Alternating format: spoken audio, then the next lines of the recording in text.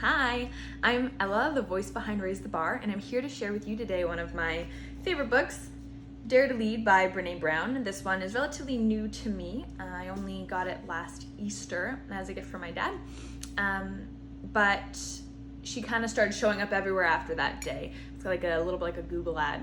My Netflix feed, I saw her special there. I went for drinks with some friends from high school, and she came up in conversation. I was like, you know Brené Brown too? So she's very influential, and after reading the book, I really understand why people are so infatuated and drawn to her. So without any further ado, I want to share with you my 3 takeaways from this book, Dare to Lead. So let's have a little bit of coffee first. So the first takeaway is this idea of personal values. From a corporate perspective, companies all have values. Whether they live by them or not is another question, but in theory, a company's core values should guide all of their decision making. The new products they choose to launch, partnerships they choose to make, you name it. From a legal perspective, companies technically are legal persons. And so if we're all legal people, shouldn't we have core values too that guide all of our decisions? I'd like to think so, and I think Brené does to a certain extent too. Maybe she wouldn't have made that link, but here we are.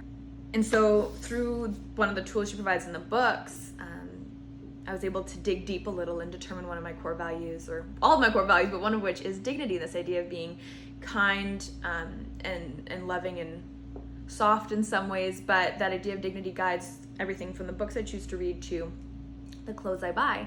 And when I started Raise the Bar, I also wanted certain principles to guide my decisions realistically. And so whether it's a book I recommend or a food recipe I share, I want it to all be with the purpose of helping you as a student live a more balanced and fulfilled life. And so even in this context, values definitely come into play. And this bleeds into my second big takeaway, which is the value in saying no to things. And when we have our values and when we're clear about them and explicit with those values, we're able to say no to things. Steve Jobs frequently commented that he would say no unless there was an absolute reason to say yes. I mean, he turned down going to the White House when President Obama was in office, so you knew he really lived by that value. But yeah, there's so much value in saying no, first and foremost, because it gives even more value and more prestige to the things we choose to say yes to. It makes more room for those things in our lives. And in saying no, we create space, we create structure that makes every decision a little bit easier, and gives us almost a sense of freedom from that structure. You can tell I'm obsessed with planning already. Anyways, that's a huge idea, and there's this film on Netflix called Wine Country. I'm pretty sure it's a Netflix movie. Anyways, I watched it when I was with my sisters. We went on a sister vacation in Niagara, and we watched it, and in it, Brené Brown, as at a restaurant, and the main characters all show up. They're like, oh my gosh, Brené, we love you. And she basically tells them very kindly to leave her alone by sticking to her values. And I was like, there's so much value in boundaries, and we have to set those boundaries for ourselves. So, boundaries. And they were like, oh yeah, sure, like we'll head out. And I love that because it shows when we're earnest, when we're sincere and really clear, and we live out our values as much as possible, people are more likely to respect that. If we're transparent with it and say, no, well, I'm going to say no unless there's an adequate reason to say yes, or I'm with my family, or just no, I don't have to have a reason. My answer is just no. And your reason in theory are those values you espouse. And the more you live through those, people are going to be able to understand and respect the decisions you make. In theory, of course. The third takeaway really relates to this idea of saying no, and that's being brave and doing it scared.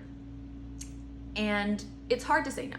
Personally, I know I struggle the most with saying no to my family. I love them to bits, but sometimes I need to prioritize whether it's studying for an exam or just needing to chill out for 5 minutes, and I need to say no to them.